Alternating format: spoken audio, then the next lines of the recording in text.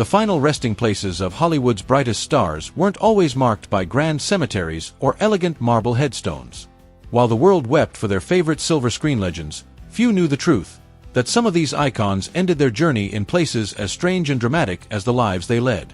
These aren't just graves, they're the ultimate plot twists. Imagine this. One of America's most beloved comedians was buried in secret because his body was stolen and held for ransom. Or picture a dazzling leading lady whose ashes were scattered over a remote Swedish fjord, only for locals to build an unauthorized shrine that now draws devoted fans from around the world. These stories aren't fiction, they're real, haunting, and sometimes downright unbelievable. Today, we're uncovering the bizarre, beautiful, and often chilling truths about where Hollywood's golden age stars truly rest. Because sometimes, their final chapters were stranger than anything they ever acted on screen. Charlie Chaplan. Charlie Chaplan, the star whose body was stolen. Of all the bizarre chapters in Hollywood history, none is quite as surreal as the final act in the life of Charlie Chaplan, one that played out long after his death. Known around the world as the Little Tramp, Chaplan passed away peacefully in Switzerland on Christmas Day, 1977. He was laid to rest in the serene Goss Cemetery, near the lakeside home where he spent his final years. But just 3 months later, that peace was shattered in a crime so outrageous it stunned the world. On March 2, 1978, cemetery workers made a chilling discovery. Chaplan's grave had been desecrated. His heavy oak coffin was gone, stolen without a trace. There were no signs of chaos or struggle, only the eerie stillness of an empty grave. Investigators were baffled. The precision of the act pointed not to vandals, but to professionals. Then, the phone calls began. Chaplan's widow, Una, received a series of disturbing ransom demands, $600,000 for the safe return of her husband's remains. Adjusted for today, that's over $2.5 million. The anonymous caller sent photographs to prove they had Chaplan's body and threatened to desecrate it further if she didn't comply. But Una refused to be bullied. Instead of giving in, she worked with Swiss authorities to set a trap. Police wiretapped the Chaplan home and kept surveillance on over 200 public phone booths across the region. For weeks, the family endured a nightmare, knowing their beloved Charlie's body was in the hands of criminals. The breakthrough finally came when calls were traced to 2 men, Roman Wardas, a struggling auto mechanic, and his accomplice, Gancho Ganov, both Polish immigrants desperate for money. Their plot unraveled when they tried to collect the ransom. Police moved in and arrested the pair, who eventually revealed the coffin's hiding place, a quiet cornfield just 10 miles from Chaplan's estate. On May 17, 1978, nearly 3 months after the theft, Chaplan was reburied in the same grave. But this time, the coffin was sealed in concrete, to ensure his rest would never be disturbed again. The bizarre tale didn't end with their arrests. In court, Wardas claimed he never meant harm. He genuinely believed Chaplan's family was wealthy enough to pay what he saw as a fair price for their loved ones' remains. But the court saw things differently. Wardas was sentenced to 4 years of hard labor. Ganov received an 18-month suspended sentence.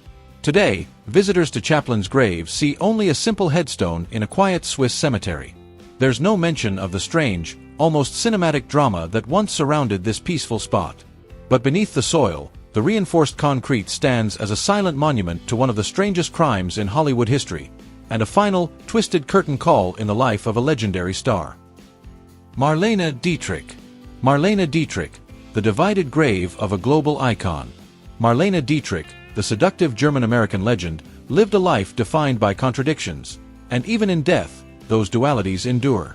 Her final resting place tells a haunting story of belonging, rejection, and a woman forever torn between 2 worlds. When Dietrich passed away in Paris in 1992, a storm of controversy erupted over where she should be buried. Though she became an American citizen in 1939, risked her life entertaining Allied troops during World War II, and famously turned her back on Nazi Germany, her bond with her homeland remained deeply conflicted. She once vowed never to return to Germany. Yet, in a stunning twist, her daughter chose to honor what she believed were her mother's final wishes, a burial in Berlin, the very city Dietrich had sworn off. On May 16, 1992, her body was quietly flown to Berlin for a funeral attended by German dignitaries and global stars. But instead of being laid to rest in a grand, central cemetery befitting a screen goddess, Dietrich was buried in a humble corner of Berlin's Städtischer Friedhof 3 in Schönberg. The choice wasn't accidental. Her family had been buried there for generations, but officials also feared that a more public site could attract neo-Nazi vandalism, a chilling reminder of the hatred she had spent her life opposing. Yet the strangeness of her burial goes even deeper. While her remains lie in Berlin, much of her estate, her dazzling costumes, photographs, and personal treasures, was gifted to the Berlin Film Museum. However, there was a condition in her will. They could not be displayed until after German reunification. That clause alone speaks volumes about her fractured ties to the country of her birth. And then there's Paris, the city where she spent her final, reclusive years. Though her body was taken elsewhere, many Parisians considered her theirs. In a quiet tribute, they created an unofficial shrine at her former apartment on Avenue Montaigne. To this day, fans still leave flowers, handwritten notes, and keepsakes, a spiritual grave that mirrors, and perhaps even rivals, her official one in Berlin. Two graves. Two cities. One woman caught between love and resentment, fame and exile. Marlene Dietrich's life was anything but ordinary, and her death was no different. As she once declared, "I am not a German woman. I am an international artist who happens to have been born in Germany." Her actual grave is understated, just her name, birth and death dates, and a German inscription from her favorite poem, "Here I stand on the marker of my days." It's a quiet line for a woman whose legacy remains as provocative, complex, and unforgettable as ever. John Barrymore. John Barrymore, the borrowed grave. John Barrymore, the great profile, was a legend in life, but it's what happened after his death that became the stuff of Hollywood folklore. When he died in May 1942 from cirrhosis and other complications, it seemed like the curtain had finally closed on a life of theatrical brilliance and wild excess. His body was prepped for a proper send-off at Pierce Brothers Mortuary in Los Angeles, with plans for burial alongside his family at Calvary Cemetery in Philadelphia. But Hollywood, as always, had other plans. What followed was one of the most bizarre, morbidly hilarious, and hotly debated stories in showbiz history. According to accounts passed down like ghost stories, Barrymore's drinking buddies, including Errol Flynn, W.C. Fields, and director Raoul Walsh, allegedly borrowed his corpse for one final night of mischief. Walsh reportedly slipped a bribe to the morgue attendants, whisked Barrymore's body away, and propped him up in a chair at Flynn's house, where a poker game was underway. There, the dead actor was toasted, photographed, and given a farewell fit for a Hollywood rogue. Was it true? Some say it was just a myth, a tall tale spun by the studio system's wilder personalities. But others swore it happened. Even Flynn alluded to the stunt in his autobiography, though with far fewer details than later, more colorful versions would suggest. The strangeness didn't end there. Though Barrymore was buried in his family plot as planned, decades later, his son, actor John Drew Barrymore, had his father's remains moved to Mount Vernon Cemetery in 1980, believing the new site more befitting his iconic legacy. Rumors swirled for years that Barrymore's body had actually been cremated after the infamous prank, and that the grave held only an empty coffin. These were finally debunked with burial records confirming he was, in fact, laid to rest intact. Still, the myth lives on. The bizarre tale inspired scenes in films, most notably by Blake Edwards, and remains a prime example of Hollywood's twisted sense of humor during its golden age. Today, visitors to his Mount Vernon grave see a quiet, dignified monument with no hint of his body's wild detour. The inscription reads simply, "Good night, sweet prince." A Shakespearean farewell, hauntingly perfect for a man whose final act was perhaps the strangest of all. Bela Lugosi. Bela Lugosi was buried in his Dracula cape, an eerie, poetic ending for the man who became the face of horror itself. Lugosi didn't just play Dracula, he became him, so much so that when he passed away in August 1956 from a heart attack, he was laid to rest wearing one of the original Dracula capes from the 1931 Universal Pictures classic.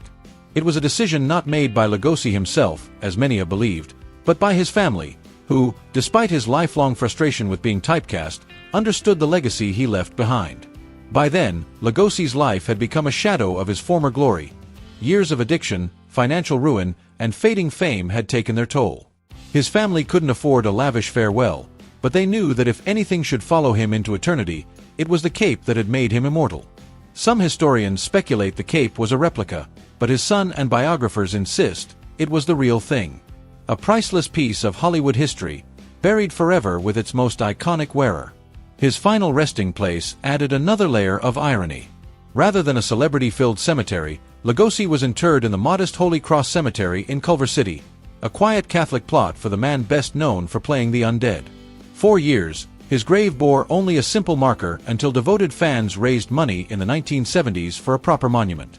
But perhaps the most haunting detail: at his funeral, few from Hollywood showed up. Once a star, Lugosi had been cast aside by the industry that made him.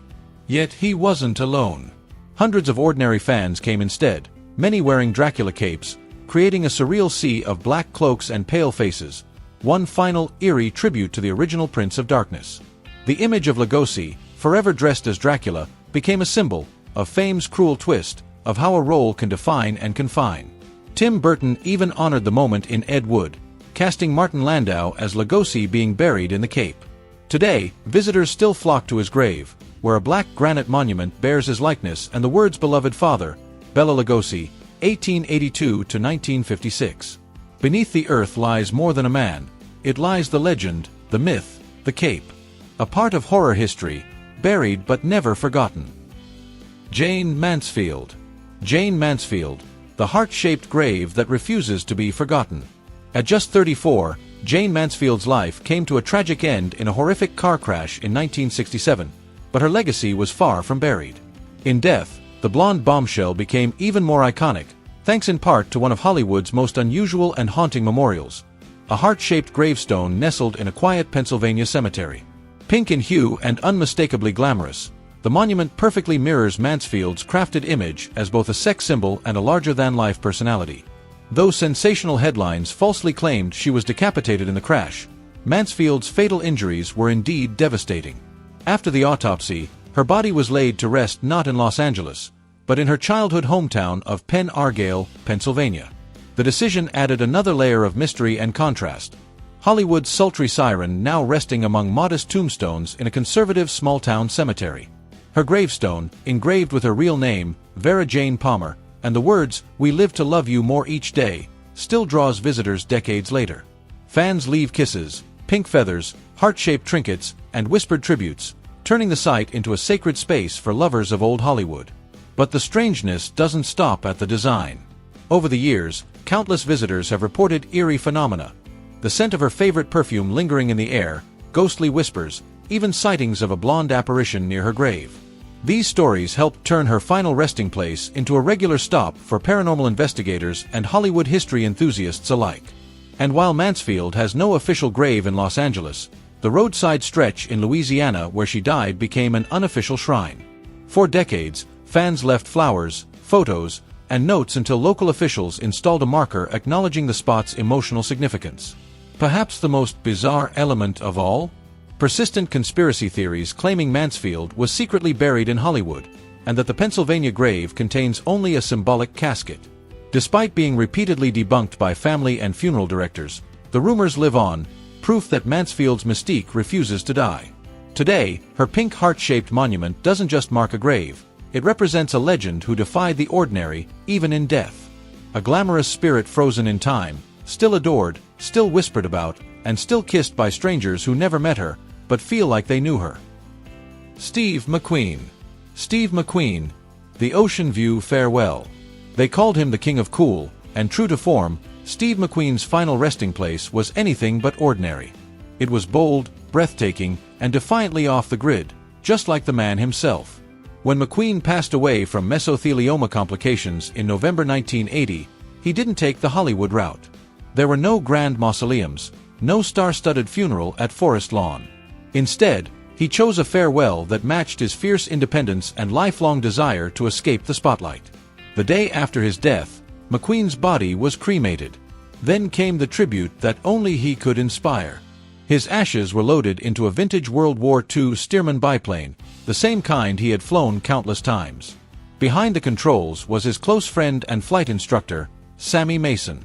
As the plane soared above the Pacific Ocean, off the coast of Santa Paula, California, McQueen's ashes were released into the open air, fading into the sea and sky he so deeply loved. There was no crowd, no cameras, no final curtain call, just freedom. There was no official gravestone, no marble statue. McQueen had insisted, no shrines. He didn't want fans lined up beside a plot. He wanted to vanish into the elements. But his fans didn't forget. Years later, they created an unofficial memorial at the old hangar where he once kept his beloved planes. Photos, miniature Mustangs, helmets, and heartfelt notes appeared like offerings to a lost rebel. Then in 2012, a group of aviation lovers and McQueen devotees raised funds to erect a simple monument near the same airstrip where his final flight began.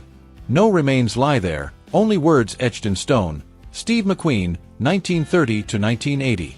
The spirit lives on. A message as understated and powerful as the man himself. What makes McQueen's farewell even more striking is how it defied Hollywood's plans. Studios had offered him a place among legends in celebrity cemeteries, where his grave could become another tourist stop. But McQueen turned it all down. He didn't want to be boxed in, not in life, not in death. He chose the wind and waves over concrete and crowds. His decision resonated far beyond his own legacy. Other independent spirits, like Paul Newman, would later follow suit, choosing nature over fame, authenticity over pageantry. Today, die-hard fans sometimes charter flights from Santa Paula Airport, retracing the final journey McQueen's ashes made across the sky. There are no flowers to leave, no grave to visit. Just a moment of silence in the clouds, a tribute as wild and free as Steve McQueen himself. Jean Harlo. Jean Harlo, the blonde bombshell entombed in mystery. Jean Harlo, Hollywood's original blonde bombshell, lived fast and died young, passing away tragically at just 26. But as dramatic as her life was, the story of her burial is equally haunting, wrapped in secrecy, extravagance, and a mother's undying obsession. When Harlo died from kidney failure in June 1937, her grieving mother, Mama Jean, made a decision that would forever separate her daughter from the world, literally and symbolically. Instead of a traditional burial, Mama Jean purchased a lavish private room inside the Great Mausoleum at Forest Lawn Memorial Park in Glendale, California. But this wasn't just any crypt, it was a fortress of mourning. Harlo's body was placed in a custom-made, triple-sealed bronze casket, which alone cost $5,000 at the time, nearly $95,000 today. That casket was then encased in a solid marble sarcophagus, forming 3 impenetrable layers between Jean and the outside world. And Mama Jean's wishes didn't stop there. She set up a trust fund to ensure the room was always filled with fresh flowers. For decades, cemetery staff quietly upheld this surreal tradition, replacing blooms in a chamber no living person could enter. Not even family. The only exception, a single caretaker assigned to maintain the flowers. To this day, no one has seen the inside of Harlo's tomb since 1937. Adding to the mystery, the marble marker doesn't even bear her famous name. Instead of Jean Harlo, the plaque reads Harleen Carpenter, her birth name, along with the words, "Our baby." No mention of her iconic film legacy. It was Mama Jean's final act of control, ensuring that even in death, her daughter belonged more to her than to the world. And yet, the strangeness continued. When Mama Jean died in 1958, she was placed in the same chamber, temporarily. But in an unexpected twist, Harlo's stepfather later had her remains moved elsewhere, leaving Jean alone in the sealed room that was supposed to be their eternal resting place. Today, visitors can only glimpse the exterior wall of Harlo's crypt, her private sanctuary hidden away in one of Hollywood's most exclusive and inaccessible tombs. The flowers still appear, though the original trust fund has long expired. Legends linger. Some say she was buried in a blue satin gown, clutching a note from her great love, actor William Powell. No one knows for sure, because no one has seen her resting place in nearly 90 years. Jean Harlo's final chapter remains as glamorous, mysterious, and tragic as the star herself, a Hollywood legend frozen in time, behind marble walls and eternal silence. Rudolph Valentino. Rudolph Valentino, the lover who never found his final home. He was the silent screen's most irresistible heartthrob, a man whose smoldering gaze made audiences swoon and cemented him as Hollywood's first true sex symbol. But in a twist worthy of the silver screen, Rudolph Valentino's final resting place became one of Tinseltown's most bizarre and haunting mysteries. When Valentino died suddenly of peritonitis in August 1926, the world was stunned. He was just 31. In New York, more than 100,000 grief-stricken fans swarmed the funeral home, some rioting, desperate for one last glimpse of their fallen idol. His body was later transported to Hollywood, But that's where the strangeness truly begins. Due to financial mismanagement, Valentino's estate couldn't afford a tomb worthy of his legendary status. As a temporary fix, screenwriter June Mathis, the woman who had discovered him, offered her family's crypt at Hollywood Memorial Park Cemetery, now known as Hollywood Forever. It was meant to be a short-term arrangement. But fate had other plans. Just a year later, Mathis died unexpectedly. Her family moved Valentino's casket to the neighboring crypt to make room for her, leaving him in what amounts to borrowed space, forever. Hollywood's greatest romantic icon, laid to rest in a tomb never meant to be his. But the legend only deepened from there. Starting on the first anniversary of his death in 1927, a mysterious woman dressed in black began visiting Valentino's crypt. She left behind a single red rose, every year, without fail. Dubbed the Lady in Black, her identity sparked decades of speculation. Over time, it was revealed that several women had taken on the role, some for publicity, others out of heartfelt devotion. The ritual became so famous that it was immortalized in Hollywood lore. Meanwhile, plans for a grand mausoleum fell apart. Valentino's former manager launched the Valentino Memorial Guild to raise funds for a monument worthy of a star. Fans from around the world contributed. But the monument was never built. The funds misused. And so, the man who lived like a king remained in his borrowed crypt, forever. And still, the strange energy surrounding Valentino's grave refused to fade. Visitors reported cold spots, whiffs of his favorite cologne, and even sightings of his ghost. His tomb became a beacon for the curious and the devoted, a place where legend and the paranormal meet. Today, a simple bronze plaque marks the spot. Rudolph Valentino, 1895 to 1926. No grand monument. No marble tower. Just a modest marker hiding a saga of mystery, grief, and stolen glory. Yet every August 23rd, the date of his death, crowds still gather. They leave roses. They light candles. And they remember a man whose spirit, somehow, refuses to rest. Jimmy Duranti. Jimmy Duranti, the wife he couldn't join in life, but never left in death. Jimmy Duranti, the legendary comedian with the unmistakably large nose and the even larger heart, ended every show with the same mysterious sign-off, "Good night, Mrs. Calabash, wherever you are." For decades, audiences laughed along without ever knowing the heartbreak hidden behind those words. But the story behind that phrase, and the final chapter of his life, reveals one of Hollywood's most touching and bittersweet love stories. When Duranti passed away in January 1980 at the age of 86, he left behind a legacy that spanned vaudeville, radio, film, and television. But perhaps his most heartfelt legacy wasn't found on a stage, it was carved in stone.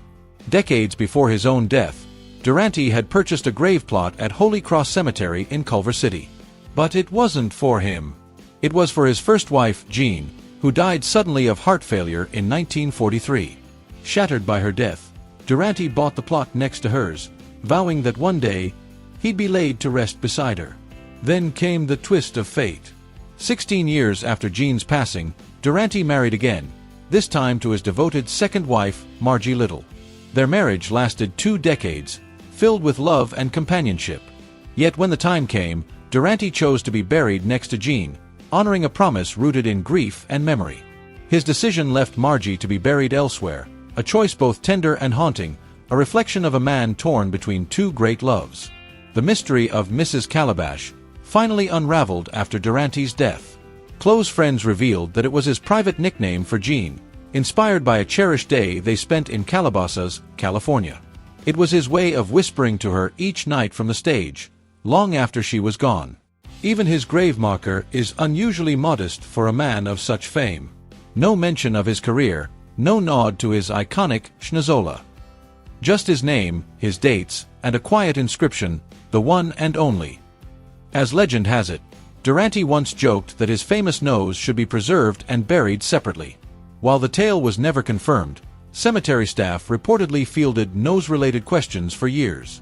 Today, visitors to his grave might pass it by without realizing the immense talent that lies beneath. But for those who know the story, that unassuming stone stands as a monument, not to a celebrity, but to a man who loved deeply, laughed loudly, and never stopped saying goodnight to the woman he lost too soon. Mae West. Mae West, the final act she never directed. Mae West, Hollywood's original queen of seduction, the woman who once purred, "Why don't you come up and see me sometime?" made a surprising final choice that left even her closest friends scratching their heads. In life, she was bold, brash, and completely in control. But in death, she rested in a place she never once laid eyes on. When Mae passed away in November 1980 at the age of 87, the world lost a pioneer who shattered taboos around female sexuality and independence. She was ahead of her time, unafraid to push buttons and break rules. That's why her burial plan struck so many as bizarrely traditional. Decades earlier, in the 1930s, Mae had purchased crypts at the Cypress Hills Abbey Mausoleum in Brooklyn, despite the fact that she had long since left New York behind for the glittering promise of Hollywood. She never visited the site. Not once. Not even when she occasionally returned to New York for performances. It meant that after her death, her body had to be flown nearly 2,800 miles from Los Angeles back to a city she had all but abandoned. And the resting place? Stark. Austere. A world away from the glitz and diamonds she adored. Just a simple bronze plaque. Mae West, 1893 to 1980. No mention of her legacy, no trace of her sass, no sparkle of the icon she was. Her funeral, too, was the opposite of what fans might expect. Closed casket. No glitter. No drama. Just silence. For a woman who once lit up every room she entered, who turned heads and dropped jaws with every entrance, this exit was shockingly quiet. Friends called it her final contradiction. Even more surprising, her vast collection of stage costumes, scripts, and mementos, things that could have filled a museum, were locked away in storage for years. No tribute, no tour, just forgotten pieces of history gathering dust. It was as if the woman who once lived so publicly chose, in the end, to vanish into privacy. Today, if you visit her crypt, you'd walk right past it without a second glance. No flashing lights. No gold lettering. Just a name and 2 dates. And yet, behind that modest plaque lies one of the boldest spirits to ever grace a stage or screen. Mae West's final resting place is more than a location, it's a riddle. A quiet ending for a woman who lived out loud. And in that contradiction lies the strange beauty of Hollywood's buried legends. Their graves don't just hold their remains, they hold the tensions, the mysteries, and the unfinished stories of lives lived in the spotlight. In death, even the most powerful stars lose control of the narrative. And maybe, just maybe, that's the final act none of them ever saw coming. Charlie Chaplin's stolen corpse, the mysterious woman in black who still visits Valentino's crypt, and the fans who quietly gather at Marilyn Monroe's borrowed bench, these stories prove that celebrity graves aren't just static monuments. They're living chapters in an ongoing narrative, where the legends of Hollywood's golden age continue to unfold long after the final curtain has dropped.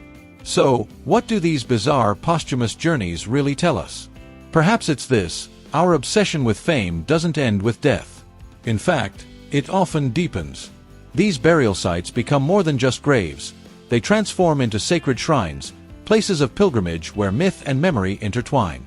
In life, these stars played roles larger than life, all while wrestling with a desire to protect their private selves. In death, that contradiction remains. Their physical bodies may lie in unassuming or remote places, yet their cultural presence keeps growing, through films, books, and our collective longing to keep them alive in some way. For those who set out to find these resting places, like Harlo's sealed crypt or Steve McQueen's quiet memorial, the journey isn't just about curiosity. It's an intentional act, a way to form a deeper connection than simply streaming a movie ever could. In today's world of instant gratification, these hidden corners of Hollywood history demand effort, and in doing so, offer something rare, a true sense of reverence. And that brings us to the end of our exploration into Hollywood's strangest final resting places. Unexpected endings for lives already filled with drama and mystery. From Chaplin's grave robbery to Mae West's untouched mausoleum, these stories peel back the glamour and reveal something real, the human behind the star. What stays with me most is how these burial tales make these icons feel less like untouchable legends and more like people. Flawed, fascinating, and just as mortal as the rest of us. Whether tucked away in grandeur or hidden in simplicity, their final resting places remind us that even Hollywood's brightest stars eventually dim, but their stories never stop shining. If you found this journey intriguing, don't forget to like, subscribe, and drop a comment. Which story surprised you the most? Have you ever visited one of these graves yourself? Thanks for coming along, and stay tuned for more untold stories from Hollywood's golden age, where the drama didn't always end when the cameras stopped rolling.